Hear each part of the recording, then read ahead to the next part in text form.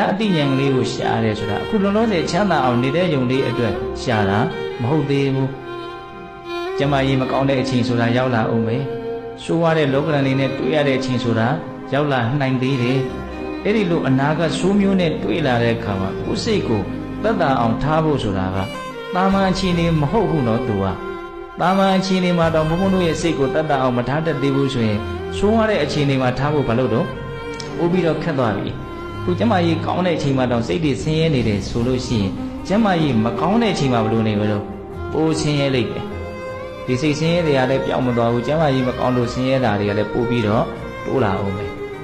ပိုးပြီးတော့ဆိုးတာကဘုန်းဘုန်းတို့ရဲ့နောက်ဆုံးအခြေတွေ့ရတော့မယ့်အနေအထားတစ်ခု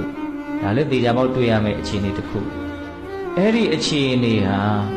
စိတ်ကိုချမ်းသာအောင်ထားဖို့စိတ်ကိုကြည်လင်အောင်လုပ်ဖို့အခက်အခဲဆုံးအခြေအနေတစ်ခုပဲအဲ့ဒီအခြေအနေမှာစိတ်ဆင်းရဲပြီးတော့ပဲအဆုံးသတ်သွားမယ်ဆိုရင်အလွန်မှကြောက်စရာကောင်းတဲ့အနေအထားကြီးဖြစ်သွားလိမ့်မယ်ဟုတ်လားအဲ့ဒီအခြေအနေမှာကိုယ်စိတ်ကလေးကိုကြည်လင်အောင်ချမ်းသာအောင်ထားတတ်ဖို့ဆိုတဲ့ရည်ရွယ်ချက်နဲ့လည်းပဲအခုတည်းကစဘုန်းဘုန်းတို့ဘာလို့ဖို့လို့တော့ကြိုတင်ပြီးတော့လေ့ကျင့်ထားဖို့လုပ်မယ်ဘုန်းဘုန်းပြောတာ၃ချက်လို့ဘုန်းဘုန်းထင်ပါတယ်နော်လောလောဆယ်ကိုယ်စိတ်ကလေးကိုငြိမ်းအောင်ချမ်းသာအောင်ထားတတ်ဖို့တရားအထုတ်ရတယ်ဟုတ်လားလောကရန်ဇိုးတွေနဲ့တွေ့လာတဲ့အခါအထူးသဖြင့်ကျမကြီးဖောက်ပြန်လာတဲ့အခါစိတ်မဆင်းရဲအောင်တည်ငြိမ်မှုရှိအောင်အေးချမ်းမှုရှိအောင်ဘာလို့ရမလို့ကိုယ်စိတ်ကိုကြိုတင်ပြီးတော့လေ့ကျင့်ထားမယ်အရေးအကြီးဆုံးကတော့တည်ခြင်းတရားနဲ့တွေ့လာတဲ့အခါမှာတည်တည်ငြိမ်ငြိမ်အေးအေးချမ်းချမ်းလေးရင်ဆိုင်နိုင်ဖို့ဆိုတဲ့စိတ်ကလေးနဲ့လည်းပဲတရားအထုတ်တဲ့အလုပ်ကိုပြုရရမယ်ဒီကောင်းတဲ့စိတ်ကလေးဖြစ်အောင်လုပ်တာချမ်းသာတဲ့စိတ်ကလေးဖြစ်အောင်လုပ်တာကြည်လင်တဲ့စိတ်ကလေးဖြစ်အောင်လုပ်တာလွယ်ကူတဲ့အလုပ်မဟုတ်ဘဝမှာသူကတန်ဖိုးအကြီးဆုံးအရာဖြစ်တဲ့အတွက်ကြောင့်သူ့ဖြစ်အောင်လုပ်ရတာလည်းပဲအခက်အခဲဆုံးဆိုတာသဘာဝကျတယ်ရွှေတွေငွေတွေတဲ့တန်ဖိုးရှိရနော်ကြည်လင်တဲ့စိတ်ကလေးအေးချမ်းတဲ့စိတ်ကလေးဖြစ်အောင်လုပ်တတ်တဲ့အရည်အသွေးကဟုတ်တယ်မဟုတ်လားဘဝမှာစိတ်ချမ်းသာဖို့တည်းဘာအရေးကြီးသေးတာလို့အိဆန်ရှားတယ်ဆိုတာလေသူချမ်းသာဖို့အတွက်ရှားပေးရတာ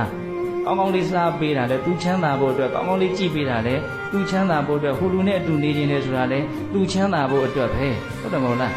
ဒီစိတ်ကလေးချမ်းသာဖို့အတွက်ပဲဘုန်းဘုန်းတို့ဘာလုပ်နေရလဲအကုန်လုပ်နေရတော့စိတ်ချမ်းသာသွားပြီဆိုရင်ဓာတ်ထက်ကောင်းတာဘာရှိအောင်မလို့ဟုတ်လားဒါဘုန်းဘုန်းတို့တွေကလှုပ်တက်မယ်ဆိုလို့ရှိရင်သူအည်သွေးရှိဆုံးလူတစ်ယောက်ပဲဟုတ်လားအဲ့တော့ဟိုတုန်းကတောင်မေးစလိုကြီးပြောတာဘုရားအလုံးသဘောကျတယ်